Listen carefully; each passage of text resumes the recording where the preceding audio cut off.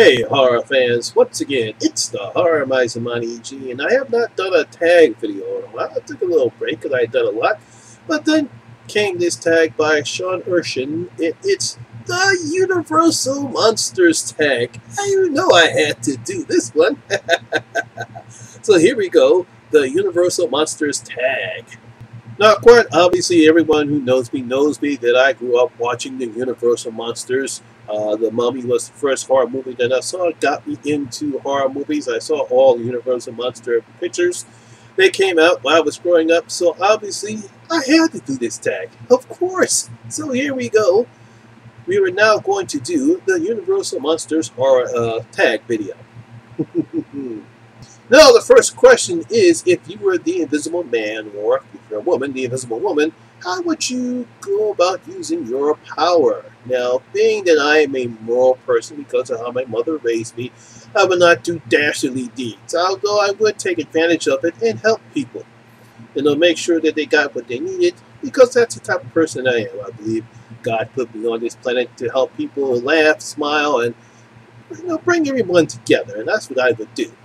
Make sure that people would benefit from the power that they have. I wouldn't do what Kevin Bacon did in the movie The Hollow Man. I think it was the last Invisible Man picture that I saw that came out, where he unfortunately took advantage of his powers. The man was already mentally unstable anyway. But yeah, that's what I would do if I had the power of invisibility. Question number 2. Who is your favorite Universal monster? Well, that's simple. I love vampires, so you know it's got to be Dracula. I mean, how can you not take a look at Bela Lugosi and his portrayal of the Count Dracula with his "Good evening," or "The children of the night, of what music they make," no? So obviously my favorite Universal monster is Dracula. Question number 3, if Lawrence Talbot, aka the Wolfman, asks you to keep watch over him and shoot him with a silver bullet if he changed, would you do it? Well, it depends upon the situation. If I'm just watching over him and he's locked up in a cage just to make sure he doesn't get out and kill anybody, no, I wouldn't shoot him because he's just trying to protect himself or trying to protect the innocence. But however, if he was charging up at me or charging at someone, I had no choice but to take him out. Yeah, I would do that because I'm self-defense. But to outright kill him, no. It depends upon the situation. Yeah, if he was just locked up in a cage and he went on ahead and made his turn to the Wolfman and he couldn't get out the cage, yeah, I would just sit over and watch over him. And then once the full moon was over, he reversed back to human. I said, well, you didn't kill anybody. That's why you're still alive. Question number 4, who would win in a fight, Dracula or Frankenstein's monster? Now, a lot of people obviously would pick Frankenstein because he is the stronger of the two. Now, you do have to give Dracula some benefit on this. I mean, he can change it to a bat. He's actually very strong his own self because he is a supernatural creature. Vampires are very strong. They do have mental capabilities where they can control rats and bats and any other, or wolves for that matter. But unfortunately, if he was out in the sun, he would burn to a crisp because vampires can't stand direct sunlight. That's right, they don't fucking sparkle. Sorry, had to rant there for a moment. Anyway, it's a toss-up between these two. Believe it or not, I don't know if anybody knows this, there was an Italian horror picture called Frankenstein versus Dracula, Dracula versus Frankenstein, where Dracula supposedly wanted to bring back a Frankenstein monster. They had a fight with him. It was some type of real bad Italian horror picture. But bottom line, Frankenstein would win, no doubt about it, because he has the advantage if he decides to wait in the daylight to attack Dracula. Question number 5, do you think Norman Bates, if Norman Bates existed, could he be rehabilitated through therapy? Now, I find that a very interesting question. It depends upon the time period. If we're going back to the time when Psycho came out, we weren't very good at diagnosing people like Norman Bates. We would just stick him into the loony bin and just let him just go about his business. If this happened in today's society, where we have more knowledge about mental illness, or in people's, and Norman Bates states because he was crazy, obviously, we have a better way to treat him. Will he be completely rehabilitated? I don't think so. It depends upon common factors because, as we saw in Cycle 2 and Cycle 3, he supposedly was cured, but unfortunately, when he found out who his real mother was, he went back and the mother personality came out with him because he does suffer from dissociative identity disorder, which was commonly referred to as multiple personality disorder. Excuse me. Now we're back. Like I was saying, we would try to treat a man of Norman's condition with therapy, but I don't know if he could be fully rehabilitated,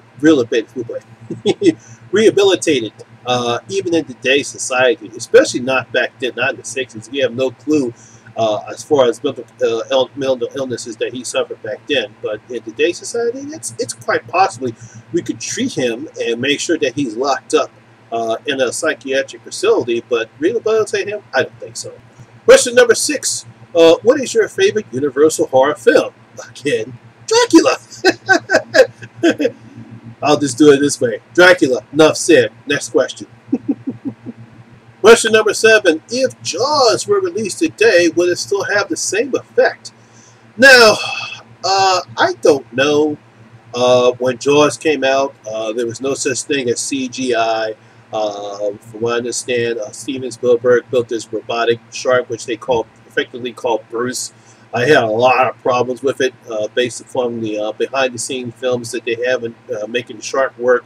It broke down a lot of times, and it was a real hard production shoot when they were filming Jaws. Obviously, if it were released today, you would probably have a lot of CGI in it.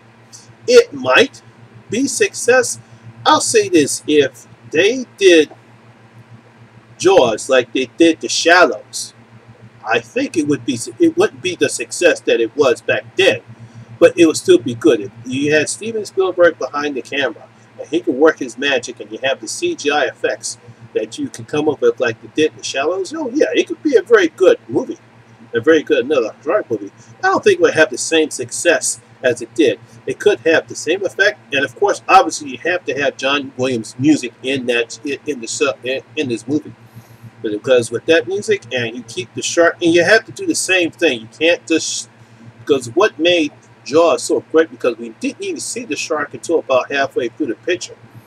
And so if they kept that way, but you CGI effects, oh yeah, it would have maybe the same effect, but not as much.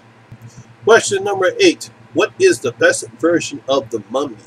The Boris Karloff version, the Brendan Fraser remake, or the Tom Cruise remake? Oh, come on, guys.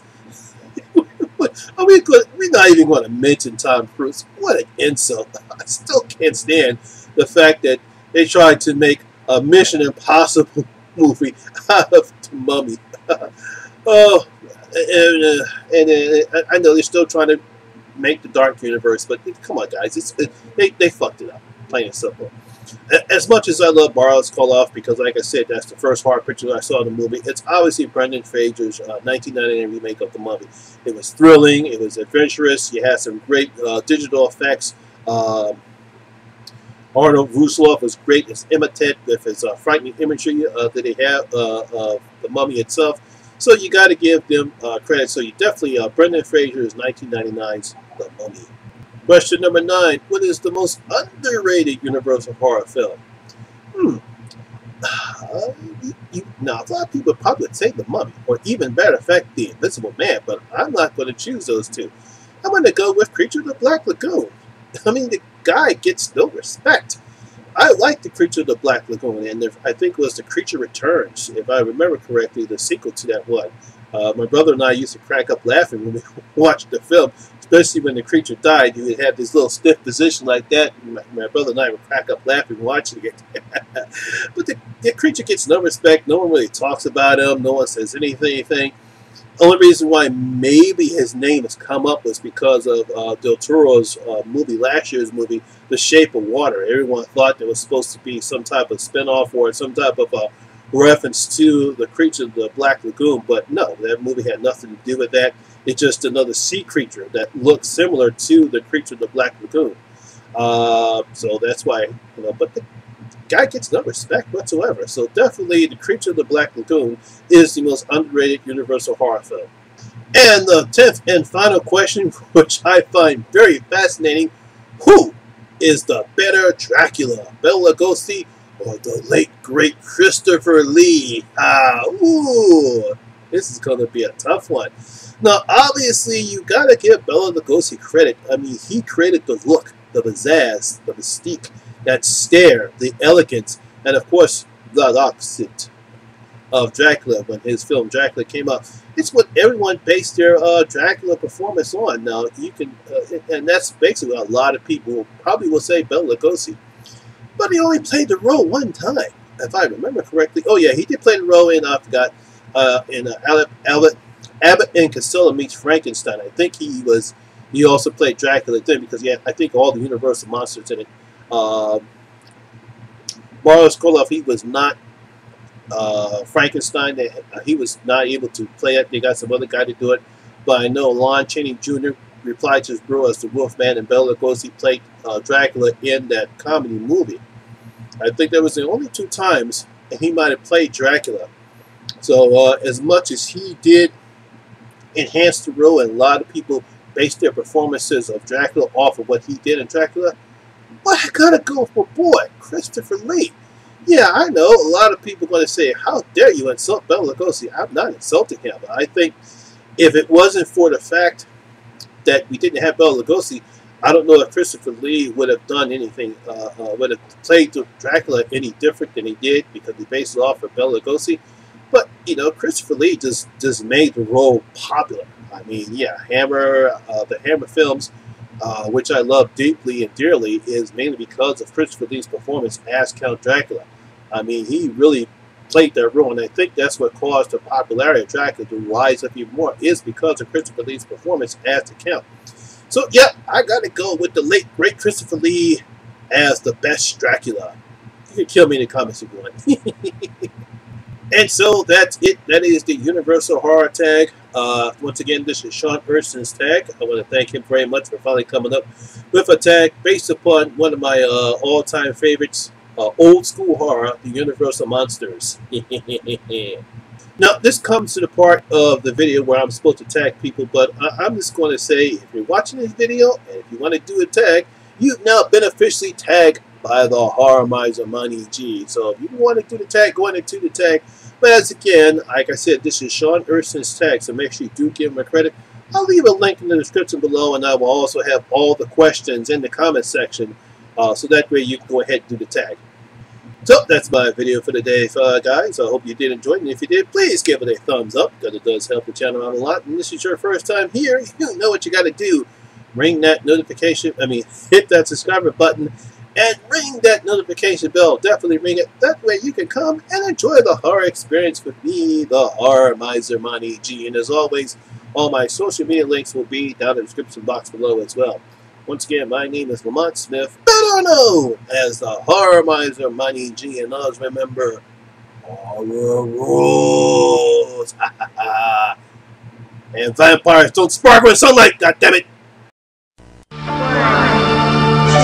let's come.